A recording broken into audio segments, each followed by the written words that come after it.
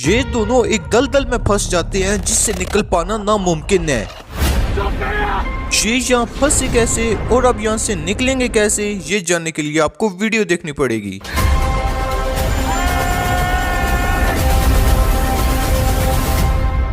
You have to trust me.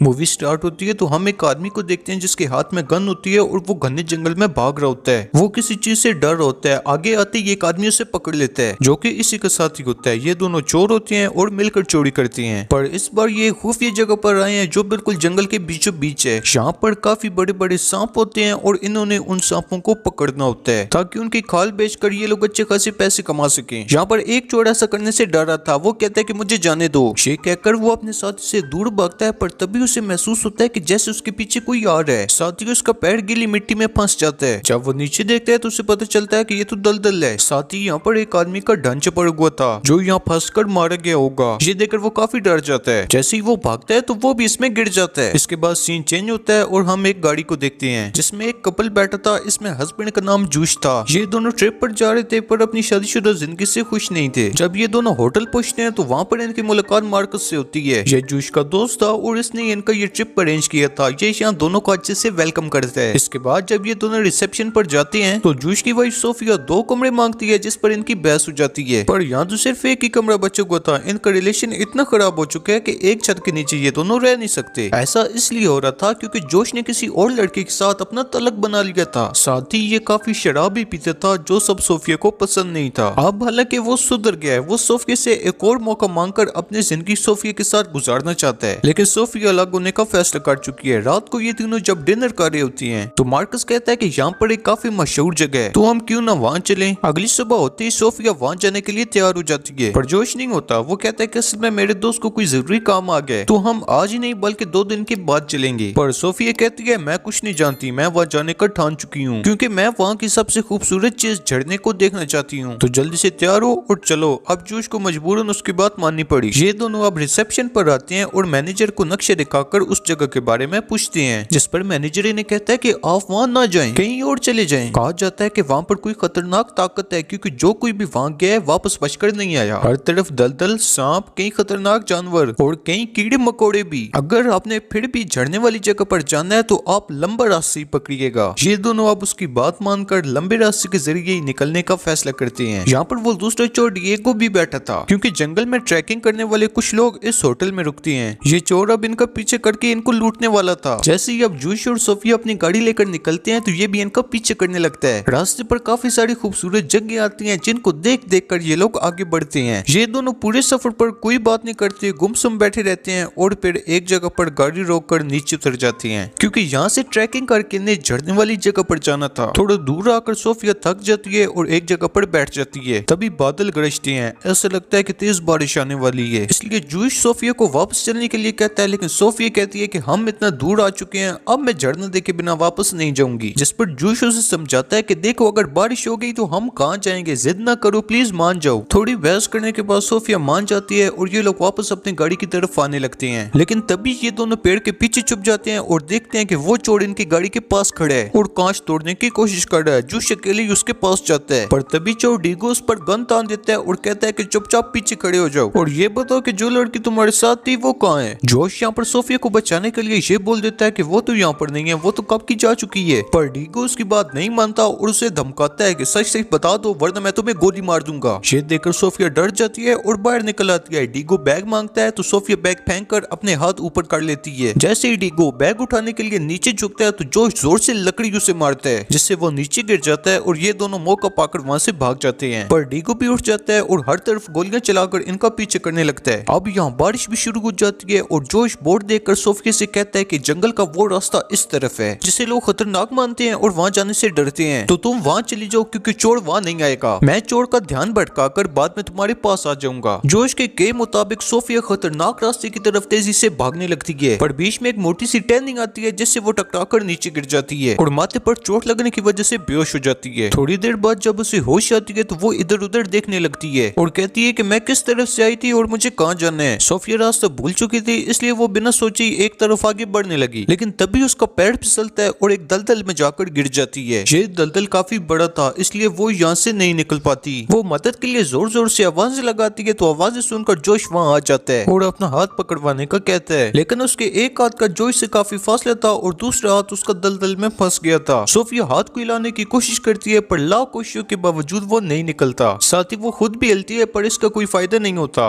ये देखकर जोश उससे कहते हैं, अरे अरे क्या करी हो, हिलो मत, संभल के, ये दलदल है, अगर जिस्म को हिलाओगी तो इसमें दस्ती चली जाओगी। पर सोफिया को कुछ समझ नहीं आती, क्योंकि वो डरी हुई थी, इसलिए वो जोर जोर से अपना जिस्म हिलाने लगती है और आखिरकार दलदल में धंस जाती है। ये देखकर जोश काफी घबरा जाता है और वो भी दलदल में कूद जाता है। बिना हिले अपने हाथ नीचे करता है और सोफिया को खींचकर ऊपर ले आता है। सोफिया बिल्कुल ठीक थी और जोश से कहती है कि तुम अंदर क्यों कूदे, जिस पर जोश से कहता है कि ये वक्त इन बातों का नहीं है, तुम चुपचाप सीधी खड़ी हो जाओ, क्योंकि ये दलदल काफी गहरा है, अगर हम हिलेंगे नहीं तो शायद धंसने से बच जाएं, इसलिए कुछ देर के लिए चुपचाप स्टैचू की तरह खड़ी हो जाओ। सोफिया भी इसकी बात मान लेती है और शांत होकर खड़ी हो जाती है। इस तरफ होटल में जब मार्कस अपना काम खत्म करके वापस आया तो उसे पता चला कि वो दोनों तो ट्रैकिंग के लिए जा चुके हैं, इसलिए वो रिसेप्शन पर जाकर उनके वापस आने का इंतजार करने लगता है। इधर सोफिया काफी परेशान होती है और जोश से पूछती है कि आखिर कब तक हम यहाँ ठहरे रहेंगे, जिस पर जोश जवाब देता है कि आमतौर पर दलदल काफी गहरे होते हैं, पर इनमें पेड़ के पौधे पत्ते वगैरह होते हैं, तो ये हमारे वजन को बर्दाश्त कर लेंगे, इसलिए तुम फिक्र न करो, हम इसके अंदर नहीं धसेंगे। तभी ये लोग देखते हैं कि इस दलदल में एक अंडा पड़ा हुआ है, पर इन्हें समझ नहीं आती कि ये किस जानवर का है। सोफिया अब यहाँ पर अपनी जूती उतारने की कोशिश करती है ताकि उसका वजन कम हो, लेकिन तभी उसका हाथ किसी और चीज पर लग जाता है, जिसे महसूस करके वो काफी घबरा जाती है। तो अब ये दोनों मिलकर उस चीज को बाहर निकालते हैं, तो नीचे से उस पहले वाले चोर की लाश निकलती है, जिसको हमने मूवी के स्टार्ट में देखा था। इसका चेहरा देखकर सोफिया काफी डर जाती है। वो रोती हुई बताती है कि इसकी मौत दलदल में धंसने की वजह से नहीं हुई, बल्कि ये भी यहाँ फंस गया था, जो काफी दिनों तक फंस रहा, इसे कोई बचाने न आया, इसलिए भूख और प्यास की शिद्दत से ये मर गया। सोफिया को ये सब इसलिए पता था क्योंकि वो एक डॉक्टर थी, पर अब वो हिम्मत हार गई कि हम भी यहाँ फंसे रहेंगे और हमें बचाने यहाँ कोई नहीं आएगा। चोर ने एक बैग पहना हुआ था, तो जोश उसे निकाल लेता है। सोफिया भी गन ले लेती है जो चोर के हाथ में थी। ये लोग जब उसका बैग खोलते हैं तो उसके अंदर से छोटे छोटे डब्बे और कुछ हथियार मिलती हैं, एक और गन, चाकू, लेटर और बाइबल वगैरह। ये दोनों अब सोचते हैं कि इस सामान का हम क्या कर सकते हैं जिससे कि बाहर निकल सके। जोश अब आसपास देखता है तो इसे अपने पीछे एक पत्थर पड़ा हुआ दिखता है, तो अब ये प्लान बनाती है कि हम बैग को लंबा काटकर उसे गिरे लगाकर एक रस्सी बनाएंगे, जिसके बाद उसे पत्थर से अटका देंगे और फिर बारी बारी उसके जरिए बाहर जाने की कोशिश करेंगे। जिसके बाद ये लोग अपना प्लान अंजाम देने के लिए तैयारी में लग जाते हैं। तभी हम देखते हैं कि दलदल के पास बहुत सारी जंगली चींटियां हैं जो बहुत बुरा काटती हैं। अभी वो दोनों इस बात से अनजान थे। इस तरफ मार्कस जो जोश के इंतजार कर रहा था, वो डीगो चोर को देख लेता है जिसके पास जोश का बैग था। मार्कस को ये देखकर शक होता है और वो डीगो से पूछता है कि तुम्हारे पास ये बैग कहाँ से आया, पर वो बिना जवाब दिए वहाँ से भागने लगता है। ये देखकर मार्कस डीगो को पकड़ लेता है और मारने लगता है। कहता है कि बताओ सच सच क्या छुपा रहे हो। ये मारदार देखकर यहाँ पुलिस आ जाती है और दोनों को गिरफ्तार कर लेती है। इस तरफ ये दोनों बैग की लंबी लंबी पट्टियां काटकर आपस में जोड़कर रस्सी तैयार कर लेती हैं। रस्सी के आखिर में सोफिया गिरे लगाकर बार बार उसे पत्थर की तरफ फेंकती है, लेकिन वो पत्थर तक नहीं पहुंच पाती क्योंकि अभी भी 3-4 फुट कम होती है। ये देखकर जोश कहता है कि ऐसा करते हैं, मैं अपना जैकेट उतारता हूँ, उसे काटकर इसके साथ जोड़ लेती हैं, इससे रस्सी पूरी हो जाएगी। सोफिया कहती है कि अगर तुम जैकेट काटोगे तो मैं भी जैकेट काटूंगी, लेकिन अगर जैकेट से इन दोनों ने उतार दिए तो ठंड की वजह से ये दोनों मर जाएंगे। जोश अब सोफिया से कहता है कि अगर कल तक हम होटल ना पहुंचे तो मेरा दोस्त हमें बचाने जरूर आएगा। अब जैसे ही सोफिया ऊपर देखती है तो वो खुश हो जाती है क्योंकि ऊपर से हेलीकॉप्टर गुजर रहा होता है। ये देखकर सोफिया के अंदर फिर से बचने की उम्मीद जाग जाती है और वो लाइटर निकालकर आग लगाने की कोशिश करती है, क्योंकि आग देखकर शायद हेलीकॉप्टर वाले उनकी मदद करने के लिए आ जाएं। इसलिए वो पागलों की तरह आग लगाने लगती है, तो जोश उसका हाथ पकड़कर कहता है कि मत करो, इसका कोई फायदा नहीं है क्योंकि ये बाइबल पूरी तरह गीली हो चुकी है। जिस पर सोफिया कहती है तो फिर ठीक है, मैं इस रस्सी को जला देती हूँ। इतना कहकर वो रस्सी को खींचने लगती है, तो ये देखकर जोश उस पर गुस्सा करता है। वो कहता है कि हेलीकॉप्टर हमसे काफी दूर जा चुका है, वो हमें नहीं देख सकता। ये रस्सी हमारे पास इकलौती उम्मीद है, अगर तुम इसे ही जला दोगी तो हम बाहर कैसे जाएंगे। पर सोफिया तो मानो जैसे पागल ही हो गई थी। वो जोश को कहती है कि जो मैं कर रही हूँ वो मुझे करने दो। अब इसका ध्यान हटाने के लिए जोश इससे बातें करता है। वो वक्त याद कराता है जब ये लोग मिले थे। ये सुनकर सोफिया खुद को रोक लेती है, वो जज्बाती हो जाती है, उसकी आंखें पानी से भर जाती हैं। लेकिन तभी वो दर्द से चिल्लाने लगी क्योंकि उसकी पीठ पर वो खतरनाक जंगली चींटियां चढ़ गई थी। चींटियां लगातार उससे काट रही थी, जिस वजह से सोफिया को काफी दर्द हो रही थी। वो जोर से चिल्लाती है, तो ये देखकर जोश उसे अपने पैंट की जेब से शराब की बोतल निकाल कर देता है और कहता है कि इसे अपनी पीठ पर डालो वो चींटियां भाग जाएंगी। सोफिया अब जैसी शराब डालती है तो चींटियां भाग जाती हैं और इसे कुछ देर के लिए सुख का सांस आता है। अब इन्हें अकल आता है कि हमारे पास तो एक गन है, तो क्यों ना हम उसे रस्सी के साथ बांध दे,